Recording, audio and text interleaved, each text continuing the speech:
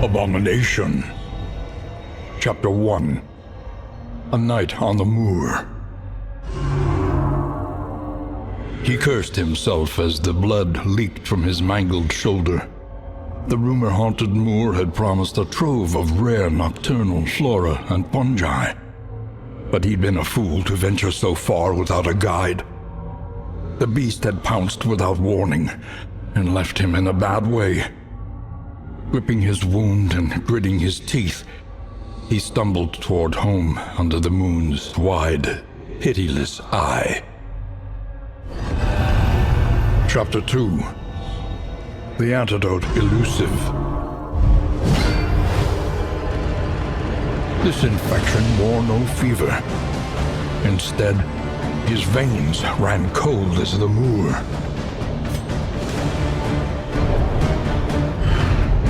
An imperfect remedy, delivered imperfectly.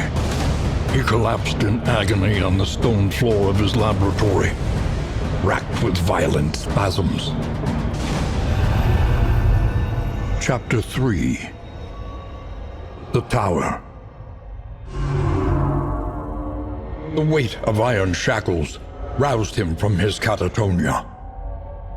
The Inquisitors declared he'd been found covered in blood, hunched over a freshly mutilated cow. He argued his innocence, but any protestation was cut short by a contemptuous blow. He was, they decreed, possessed, and by lash or by rack, the demon would be driven out.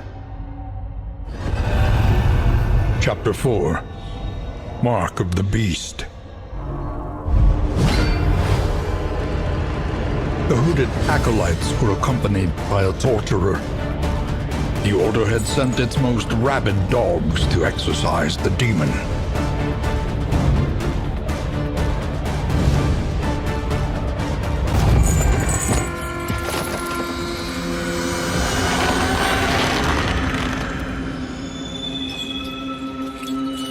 One last howl. One final scream.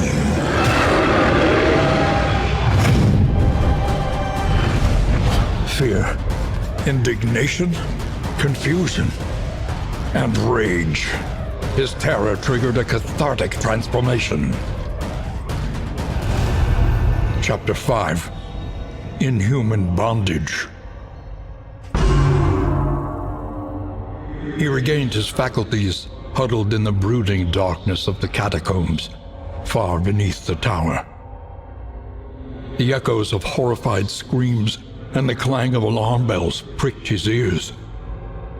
He wept bitterly over sins he did not remember, and slipped himself back into his chains.